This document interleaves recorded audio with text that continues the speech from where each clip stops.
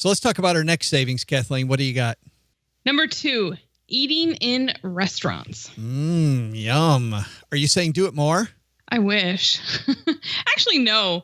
Eating in restaurants is one of my favorite ways to spend time and money. But if you do it too much, it kind of loses its shine. Yeah. Let's talk about this because we've got a few suggestions for everyone.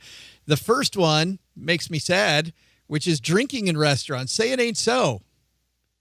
Yeah, no, don't drink in restaurants or don't eat in restaurants. Pick one or the other. It's funny because when it comes to the alcohol bill, so you eat in restaurants and you've got that alcohol bill on top of it, you can almost, 2 drinks, you've doubled the amount of money you spent. Yeah, you might as well have bought dinner for the people next to you. Right. I had dinner and drinks a couple of weeks ago. We were with friends. The bill was $20 for the food, and each big glass of wine was $8. I had 2 of them. Felt really, really good. However, I took a $20 dinner and turned it into $36, and then you've got the tip on top of it. I'm over $40. Yeah, it adds up really fast. So that's number 1. Cut out the drinking. So here's what I try to do now. I'm blitzed by the time I get to the restaurant. Just make Cheryl drive you to the restaurant. I got one tied on by the time she gets home. Yeah, that's good. The second point I think here is really important. Man, there's this great chef, Tony Bourdain, or former chef, and you've probably seen him on CNN lately. But he had a great book called Kitchen Confidential, where he talks about what happens behind the scenes. And he makes a point, Kathleen. He says, listen, I've worked at restaurants where we list the calorie stuff. That's all baloney because I don't care about your waistline. I get paid to make you come back. And there's 2 ways I make you come back: butter and salt. If I can put more butter and more salt on it, you think my food's awesome. And he talks about a few other things, but he talks about how eating at restaurants can make you lethargic. And I know when Cheryl and I get really, really, really busy and we end up eating at restaurants, we're on a vacation and we eat at restaurants every day for, 3 or 4 or 5 days in a row, I feel worse. Oh, yeah, absolutely. There's nothing good about eating at restaurants all the time. I have a friend who eats every single meal at a restaurant. Every single one. I do too. Yeah, I can't imagine doing that. So what's interesting about this just isn't your health. It's also the fact that when you're feeling good, your brain works better, and then your ability to make more money is better. So whether you're working at a side hustle, trying to do better at your main job, or you're like Kathleen and I, where you own your own business, well, eating healthy is a big part of that. Yeah, why did I do air quotes there? I don't know. I have no idea. Everybody can see my air quotes. Own your own business. Own your own business. Yeah. As if that's so to speak anyway. Business. I know. Yeah. I don't know what that was. This is a business. It probably is. And just ask the IRS. Yeah, that's true. They think it's a business, so it might as well be. Next is this point. If you eat out all the time, you're going to lose the fun. So cut down on it. Yeah, it's a special treat. Make it a special treat. Keep it in the realm of special and only go occasionally. And so those 2 things, don't have alcohol in restaurants and don't go all the time. You don't have to turn yourself into like a monk who only cooks broccoli at home in order to save money on food. Right. Restaurant food doesn't get any cheaper the more you eat at it. If you're going to keep it a treat, make it a treat. Really enjoy yourself. Well, and then and then you don't have to worry about, if you do it really sporadically, who cares about splurging on a couple drinks? That's true. Make it an event. Yeah, then it's more of enjoying the evening. And I know that most weeks when Cheryl and I are at home, we try to go out. We have date night one night at a restaurant. And I got to tell you, when we scaled back to one night, it became so much more fun. I'm totally with you that it makes it a lot better than when we're in a hurry and a rush and we're just like, let's go to eat again. By then you're like, okay, just feed me. I don't care. This is no big deal. I also like cooking at home. And as Kathleen will tell you, I get a little obsessive about stuff. And even though sometimes I come across like this easygoing dude, I will get focused on something and I will just keep hammering it. And the only way for me to get out of that loop is to cook. because cooking is so in the moment. When you put that knife in your hand and you have to then concentrate on dinner, or you end up with 4 digits instead of 5 on your finger on your hand, that's great. I'll turn on music, and it completely sweeps me away. And I think we all need that in our life. You know, Austin Kleon, who's been on the show, he's a big. I've got this total man crush on him because Kathleen knows, because he's totally great at the intersection of business and art. And he talks about how these other things you do inform your business.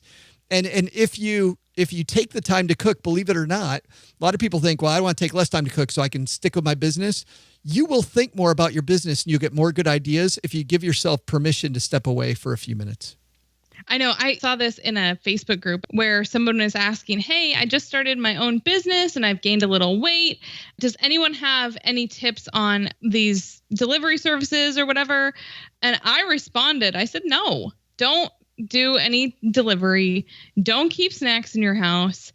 Give yourself permission to walk away from your business a few times a day. The mental space you get from, seriously, just getting into the kitchen makes such a difference, at least for me. I've been working out a lot more lately and trying to establish, I had a decent habit, make it a really good habit. And the number of ideas I've had lately that haven't happened while I've been working, but while I'm working out, have been amazing. Like, you know, when you're working, you get these little marginal ideas. When you're doing something else, you get the big aha, right? And I don't think when you're in the trench, you can have the big aha. You got to step away from the trench. Next thing are some of these quirky things that I really like. Man, if you have children or if you think you're going back to school, I love the idea of UPromise points. So here's what happens if you go to upromise.com. By the way, we don't have any affiliation with UPromise. We don't make any money if you go there. This is just some serious stuff that I have done myself. So I have twins that are now 21. We signed up for UPromise. You can get their credit card. I don't know that I do that. I would instead just sign up your pre-existing card, whether it's your debit card or your credit cards, sign them all up to be part of UPromise. Now, here's the deal. UPromise wants to watch you shop. They don't really care about Joe Saul-Sehy. They want male, age, what my age is, area where I live. They want all my demographic information. I don't really care about that personally. If you care about that, don't do this.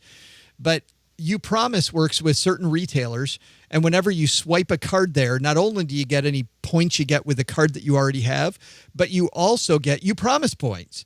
So I could, if I were diligent, which I'm not, I could look specifically for UPromise retailers and make sure I shop there. I don't. I just went to upromise.com. I signed up all my cards. I told my parents, I got there before my brother and my sister did. This was important. Told my parents to sign up theirs, and they signed up Nick and Autumn, my kids, as their beneficiaries. And now I got a bunch of UPromise points just from doing the stuff I would have done normally anyway. So I really like UPromise points because we can double dip on restaurants now. If there's a restaurant, I like that. Yeah. I also like if you're not going to do that, or if you are, because UPromise is an independent thing, but you should always be earning points or rewards or something if you're going to swipe a credit card. As long as you're paying it off every month. You know, I had to go through this period where I just needed to get rid of the credit card completely and live a cash lifestyle. But once you realize the credit cards can be dangerous and you know that and you pay them off every month, or you're using something like Debitize as an example, Debitize, where when you swipe your card, it automatically pays the bill so that it works as if you're using a debit card with your credit card. We like that. Those are great. Here's another one. American Airlines recently, which we fly quite a bit, so I have an American Airlines card. They have a reward program with restaurants. And living in Texarkana, I just found out that one Mexican restaurant is a member of their program. But heck, it's free frequent flyer miles, right? That I wouldn't have gotten. And what did it cost me to sign up? Nothing. A burrito. That's right. That I would have eaten anyway. Yes. Yeah, exactly. Absolutely. So when we decide to go to this particular restaurant on our date night, I get some reward points. And so look for those, because I know American Airlines isn't the only one, but UPromise, American Airlines. Now, here's the cool thing. I've got UPromise points also on that American Airlines card. So, and by the way, it doesn't have to be your American Airlines card. You can use any card with the American Airlines program. So now I've got American Airlines reward points, You Promise reward points, and American Airlines extra points when I go to this one restaurant. Cha-ching, I just triple dipped, which is a good thing to do. You've got this next one. Yeah. Yeah. So, in the whole scheme of things, if we're going to go to restaurants and we're going to go sparingly, or if we go more often, we're not going to drink, and we're going to get these rewards, stay away from the super discounted coupons.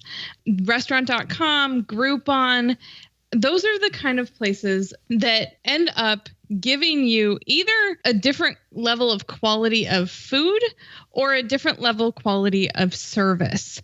You're supposed to present those at the beginning of your meal. And I have friends in the restaurant industry who say that once they see that piece of paper, they go a different direction than they were going to go in their service at the beginning, because they know people aren't going to tip on the full amount. People have already prepaid, and so they're stingier.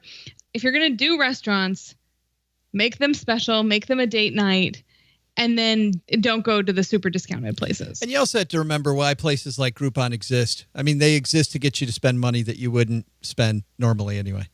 So, number 2 on our list of low-hanging fruit. These are the easy ones. By the way, you may have seen these before. Just want to backtrack just a second. You may have seen these before. Our question isn't, have you thought of this stuff? Our question is, are you doing it? Because if you're not doing anything about that one thing that you know is a problem, restaurant eating, you know that you should go less and you're not doing anything about it, isn't now the time that you change that? It's time for you to write your own story instead of just waiting for another day. So here's what we'd like you to do. Ask yourself these questions. How much are you going to cut in your restaurant spending? What's your restaurant spending strategy? Cheryl and I, once a week. We have a date night one time a week. What's yours? Is it in half? Is it maybe instead of every single meal, every other meal? Man, I wish my buddy Hal would do that.